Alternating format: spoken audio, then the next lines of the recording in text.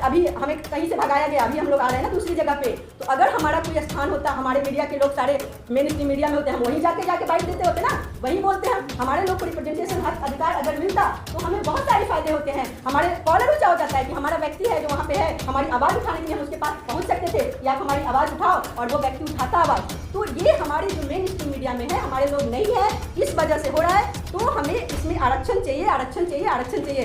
जो आपका जो मेन स्ट्रीम मीडिया है, तो हमें उस मीडिया में जब तक रिप्रेजेंटेशन नहीं मिलेगा, हम लोगों की आवाज़ कौन चलाएगा, लोगों तक कौन पहुँचाएगा? ये हमारा राइट है ना, कॉन्स्टिट्यूशनल राइट है कि 90% की आवाज़ को आप दबा नहीं सकते हैं। उनकी आवाज़ को उठाइएगा तभी लोकतंत्र की आवाज़। जब सब लोग मिलकर डिबेट करेंगे, सब लोग की मेन स्ट्रीम मीडिया सब लोग बोलेंगे, वो लोग भी बोले, हमने भी मना नहीं कर रहे, और तब जब जो आवाज़ आएगी वो लोकतंत्र की असली आवाज़ होगी। यही नहीं, अभी कुछ दिन पहले जो हाथरस की बेटी का घटना आप लोगों ने देखा होगा, उसको किस तरह से मीडिया ने तोड़ मरोड़ दिया। पीएससी हो, एजुकेशन हो, हेल्थ हो, यहाँ तक कि सालाना उद्घाटन हो रहा है, कभी राष्ट्र का शिलान्यास होता है, सब में मीडिया का अलग से बजट होता है, अलग मीडिया हाउस बनाने के लिए बजट दिया जाता है। तो ये सब कहाँ से आते हैं? वो सब हमारे ही पैसे हैं। तो हमें इस वजह से उसमें आरक्षण, जब हमारे आरक्षण हमें मिलेगा तभी तो हमें घुसने की इजाजत होगी, वरना उन्होंने दरवाजे ही बंद कर रखे हैं।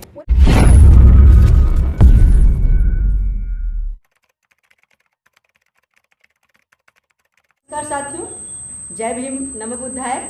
आज फिर से एक बार मैं आप लोगों के बीच, आज जो विषय है मेरा, जिस विषय पे मैं चर्चा करना चाहती हूँ, आप लोगों के माध्यम से मैं देश के कोने कोने में जिस बात को पहुँचाना चाहती हूँ, वो है जो प्राइवेट मीडिया है उसमें SC, ST, OBC and minority का आरक्षण, रिप्रेजेंटेशन, हक अधिकार मिले। वो इसलिए हम चाहते हैं क्योंकि जो प्राइवेट मीडिया है उसमें टीवी हो गया, अखबार हो गया, सिनेमा है, पुरोहित, कथावाचक सब जो आते हैं टीवी सीरियल्स में, उन सब जगह पे हम लोगों को आरक्षण दिया जाए। उसमें कौन सा पोजीशन होना चाहिए, एग्जीक्यूटिव पोजीशन हो, ऑफिसर पोजीशन हो, आपको एडिटोरियल पोजीशन हो, मैनेजरियल, आपको एंकर, CEO, डायरेक्टर, ये जो बड़े बड़े पोस्ट हैं उन सब में हम लोगों का रिप्रेजेंटेशन कहीं नहीं है। तो आप लोगों के माध्यम से मैं आप लोगों के माध्यम से सरकार से अनुरोध करती हूँ कि वो एक कानून बनाए जिससे कि सिस्टेमिक रिफॉर्म हो, इंडस्ट्रियल फ्रेमवर्क बने और हमें मीडिया में ST, ST, OBC माइनॉरिटी को आरक्षण मिले। ये एक हमारा लेजिस्लेटिव राइट है, हम किसी से कोई भीख नहीं मांग रहे हैं। आप लोग ये पूछ रहे होंगे कि आखिर मीडिया में हमें आरक्षण क्यों चाहिए, क्योंकि ये प्राइवेट संस्था है। लेकिन मैं आप लोगों को आज बताना चाहती हूँ कि nothing is private, everything is public. हम लोगों का टैक्स वहाँ जाता है, और जो अभी 60 लाख करोड़ जो पिछले दिनों हमने चर्चा की थी कि जो ठेका दिए जाते हैं, प्राइवेट ठेका, उसमें जो गवर्नमेंट जो है लगभग 3% उसके एडवर्टाइजमेंट के लिए निकालती है अलग से। तो अगर उसका 1.5% भी लिया जाए तो 1 लाख करोड़ से ज़्यादा वो बजट होता है। व्यूअरशिप भी हम ही है, 90% लोग जब हम हैं तो हमारी व्यूअरशिप से उनको जनरल रेवेन्यू भी जो मेन स्ट्रीम मीडिया है उनको जनरेट होती है। तो ये सब कुछ भी मतलब हमारा कहना ये है कि वो ये मतलब कुछ भी प्राइवेट नहीं है उनका, हम सबका उसमें अधिकार है और हमें भी उसमें आरक्षण और रिप्रेजेंटेशन मिलना चाहिए। अभी कुछ दिन पहले ही, और आप लोग ये पूछेंगे कि आखिर आरक्षण क्यों चाहिए, आप लोग क्यों नहीं ऐसे जा रहे हैं, तो अभी कुछ दिन पहले अभी एक जो विपक्ष के नेता हैं उनके सबसे बड़े पार्टी के, जो उन्होंने अभी मीडिया हाउस में ऐसी प्रेस कॉन्फ्रेंस चल रहा था, पूरा मीडिया के लोग भरे हुए थे, उन्होंने पूछा कि ST, ST, OBC के कितने पत्रकार हैं, एक बार हाथ उठाना। कितने हाथ उठे थे? एक भी हाथ नहीं उठा था। एक हाथ उठा, वो क्या था? मीडिया कर्मी था। तो उन्होंने कहा यही कमोबेश जो स्थिति है पूरे देश में, जो मीडिया मेन स्ट्रीम मीडिया है उन सबका यही स्थिति है, और हम लोग वहाँ पे कहीं भी नहीं है। यही नहीं, अभी मैं एक रिपोर्ट के हवाले से कहती हूँ, ऑक्सफैम इंडिया है जिन्होंने 2019 से लेकर 2022 में एक रिसर्च रिपोर्ट पेश की, जो द प्रिंट जो न्यूज पेपर था उसमें एक हेडलाइन के तहत वो हुआ था। इसमें हेडलाइन में पढ़ देती हूँ, who tells our story matters, representation of marginalise caste group in Indian media. इस हेडिंग के तहत उन्होंने जो निकाला था, तो उसमें ST, ST, OBC का वो कैमरा उठाने वाले और दरी बिछाने वाले को मिलकर हम लोग 4% थे। तो ये है हमारा रिप्रेजेंटेशन। अगर हम उसमें मैनेजेरियल पोजीशन या डायरेक्टर पोजीशन लिया जाए तो उसमें हम लोग बिल्कुल नगण्य है। 32 जो दांत होते हैं ना, उसमें एक जीव के बराबर भी हम लोग नहीं है। तो हमें अधिकार चाहिए, रिप्रेजेंटेशन जो संविधान ने अधिकार दिया हमें। आप सबको पता होगा कि मीडिया देश का चौथा स्तंभ है। उसमें ये चौथी शक्ति है। हम ST OBC माइनॉरिटी को प्रतिनिधित्व चाहिए, हमारा आवाज़ उठाने वाला चाहिए। हमारी जो आवाज़ उठती है उसको वो मिसगाइड करते हैं, उसको दूसरी तरफ लेके जाते हैं, क्योंकि वो जो मीडिया है उसकी एक अलग जाति है, उसकी एक अलग मतलब चरित्र है। उन लोग कभी भी मेन स्ट्रीम मीडिया, कभी भी ST OBC की जहां आवाज़ उठती है वो आवाज़ उठाते नहीं, ना ही हमारे अधिकार की आवाज़ उठाते हैं, ना प्रतिनिधित्व की आवाज़ उठाते हैं।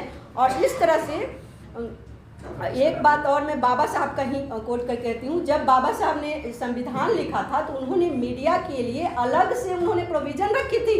उनको जो प्रिंट होकर के जो पेपर आते थे जिसमें न्यूज़पेपर छपते हैं, उस पेपर के अलग से उनको रिबेट मिलता है, उनको सब्सिडी दी जाती है, वो प्रिंट जो होता है उसमें भी सब्सिडी मिलती है। यही नहीं, उन्हें पता था बाबा साहब को कि मीडिया का जो देश के लोकतंत्र में बहुत बड़ा योगदान है, इसीलिए उन्होंने ऐसा उन्होंने प्रोविज़न किया था। जब उन्होंने बाबा साहब ने ऐसा प्रोविज़न किया था तो उन्होंने कभी नहीं सोचा था कि जो आने वाली जो मीडिया है वो मीडिया हम लोगों की आवाज़ को बिल्कुल भी दबाएगी। आज सर भी अभी बात कर रहे थे जातिगत जनगणना हम लोगों का मुद्दा है, वो कहीं उठाती है, कहीं आपने पैनल में सुना है कि जातिगत जनगणना पे डिबेट हो रही है, कहीं आपने सुना है कि कॉलेजियम सिस्टम पे डिबेट चल रहा है या पैनल बैठी हुई है? कभी नहीं। जो भी पैनल बनते हैं वो पैनल में भी वो एक ही सारे लोग बैठे रहेंगे और हम लोगों की चर्चा करते होते हैं। तो क्या हमारा अधिकार है इस वजह से, और इसको आरक्षण से मिलने से क्या फ़ायदे हो सकते हैं?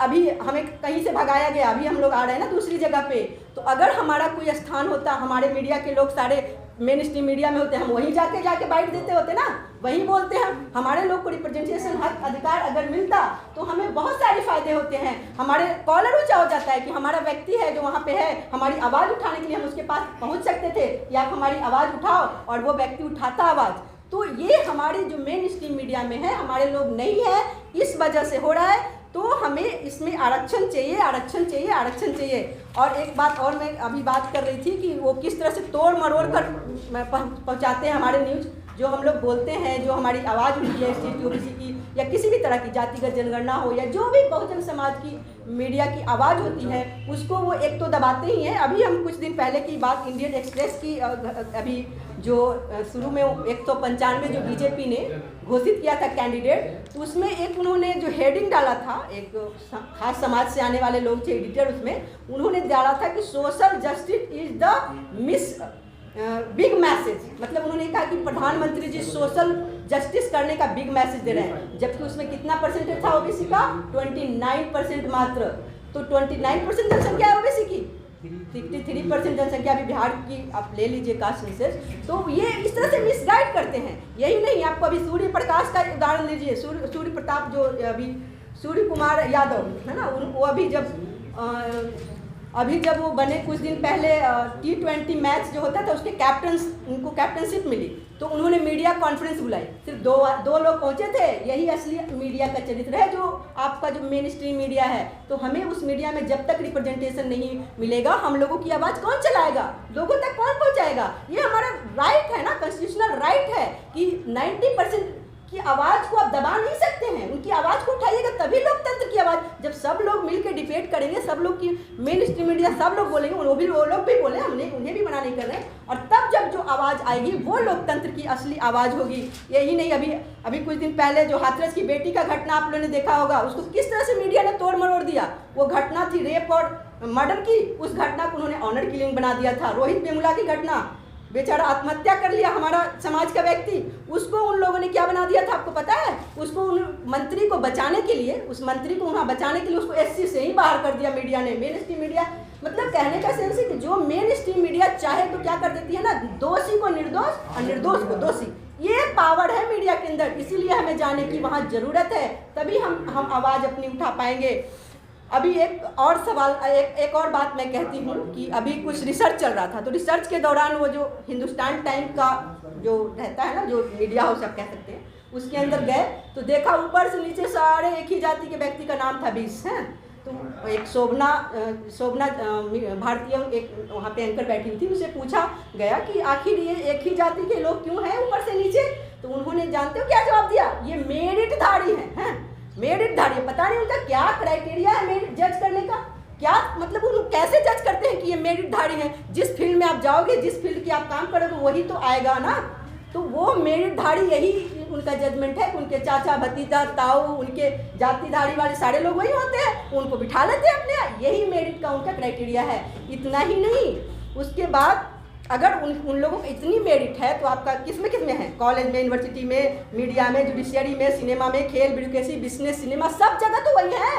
फिर तो हमारा देश एकदम बहुत उत्थान पे पहुंच जाना चाहिए था। कहाँ है हम लोग? और ये मीडिया वाले देख लो, अगर मीडिया की स्थिति ऐसी रहे तो हमें नहीं चाहिए ऐसी मेन स्ट्रीम मीडिया, नहीं चाहिए हमने उन लोगों की मेरिट, है ना। वैसी मेरिट लेकर क्या करेंगे जो हमारी आवाज़ को ही नहीं उठा रहा है। तो अब हम थोड़ा सा इस पर, अभी सब लोग कह रहे होंगे कि आखिर प्राइवेट मीडिया में कैसे आरक्षण मिलेगा, तो मैं बता रही हूँ कि कहाँ कहाँ वो खर्च जो पैसा आता है कहाँ कहाँ मीडिया को दिया जाता है। तो उस पर जो अभी मैं पिछले अभी जिक्र की थी कि 60 लाख करोड़ का जो पर एनम ठेका दिया जाता है, उस ठेके में आपको अगर 1% 1.5% भी लिया जाए तो वो 1 लाख करोड़ होता है। यही नहीं, 15 अगस्त हो, 26 जनवरी हो, आपका कोई इंपॉर्टेंट डे हो या होली हो, दिवाली हो, क्रिसमस हो, और भी एडवर्टाइजमेंट उसमें प्रधानमंत्री के या सीएम जो स्टेट के होते हैं सबके बड़े बड़े विज्ञापन आते हैं फ्रंट पेज पे।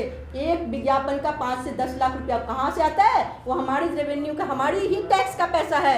तो वो सिर्फ उन लोगों के लिए नहीं है, पूरे देश की जनता के लिए है। तो हमें उसमें भी आरक्षण चाहिए तो चाहिए। यही नहीं, न्यूज़पेपर का प्रिंट अभी की बात करी थी, यहाँ तक कि सेंट्रल गवर्नमेंट अलग से 13,000 करोड़ पर ईयर का सेंट्रल बजट है, वो बजट में भी मतलब सेंट्रल गवर्नमेंट देती है, वो भी हमारे रेवेन्यू का है। जो हम लोग व्यूअरशिप, जो हम लोग देखते हैं टीवी या रेडियो, जो भी देखते हो, उसका भी बजट, मतलब हमारी ज़्यादा जनसंख्या है तो हम ही लोग तो ज़्यादा देखेंगे, तो रेवेन्यू उनको जो जनरेट हो रहा है वो भी तो हम ही से हो रहा है। यही नहीं, अलग अलग विभागीय जो बजट होता है, आपको पीएसयू हो, एजुकेशन हो, हेल्थ हो, यहाँ तक कि सालाना उद्घाटन हो रहा है, कभी उद्घाटन के बाद शिलान्यास होता है, सब में मीडिया का अलग से बजट होता है, अलग मीडिया हाउस बनाने के लिए बजट दिया जाता है। तो ये सब कहाँ से आते हैं? वो सब हमारे ही पैसे हैं। तो हमें इस वजह से उसमें आरक्षण, जब हमारे आरक्षण हमें मिलेगा तभी तो हमें उन्हें घुसने की इजाज़त होगी, वरना वो तो दरवाजा ही बंद कर रखे हैं और मेरिटधारी और पता नहीं क्या क्या मिसकंसेप्शन वाली न्यूज़ चला करके। तो हम आप लोगों के माध्यम से ये रिक्वेस्ट करते हैं और हम चाहते हैं कि आप लोग भी इस आवाज़ को पहुंचाइए। और सरकार से मैं अनुरोध करती हूँ कि समय चुनाव का समय है, वो अपनी कैबिनेट में बजट पास करे और हम ST ST OBC को रिप्रेजेंटेशन दे। और जब कुछ हो सकता है शुरू में कुछ मीडिया लोग नहीं दे, सारे मीडिया हाउस वाले 1-2 लेंगे, 2 अगर ले लेते हैं, उसके बाद हम लोग का उनका जो व्यूअरशिप उनको ही और चला जाएगा, फिर वो मजबूरी में उन्होंने लोग देंगे। और आप लोग ये भी कह सकते हैं कि आखिर ये कैसे हो सकता है पॉसिबल, तो क्यों नहीं पॉसिबल हो सकता है? हम लोग भी सिटीजनशिप हैं, हम लोग भी इस देश के वासी हैं। एक एक नागरिक का एक वैल्यू है वोट का। आप लोगों ने अमेरिका में एक कहानी सुनी होगी, रोजा पर्क की, जो एक महिला थी, बहुत साहसी थी। जब ब्लैक्स जो इंडियन होते थे, ब्लैक जो वहाँ पे होते थे, अफ्रीकन या जो भी, उन लोग 13.5% ही वहाँ की आबादी है उनकी, और कैपिटलिज्म है। जो अमेरिका है वहाँ पे कैपिटलिज्म है। तो भी कैपिटलिज्म के होते हुए भी उन्होंने मनवा ली बात। हमारे यहाँ तो डेमोक्रेसी है, तो कैपिटलिज्म कैसे मनवाया उन्होंने? जब वहाँ पे जो आपके गोरे लोग थे, उन्हीं की बसें चलती थी और वो बैठती थी, कोई भी काला महिला या जेंट्स जो भी कोई बैठता था, अगर वो गोरे आ जाते थे तो उन्हें उठना होता था, है ना। तो वो नहीं उठी, उन्होंने जेल जाना मंजूर किया। हमें भी जेल हो सकती है, कोई बात नहीं, भरेंगे जेल। लेकिन जब तक आवाज़ नहीं उठती, लोकतंत्र में आवाज़ नहीं सुनी जाती है। यही नहीं, आपको हम इसके साथ मैं ये भी बात करना चाहूँगी कि उसी समय जो वहाँ का एक लीडर था जिसका नाम था मार्टिन लूथर जो जूनियर जो था, उन्होंने इस आवाज़ को एक नाम दिया सिविल राइट मूवमेंट। और उन्होंने एक नारा दिया, I also have a dream, I do have dream.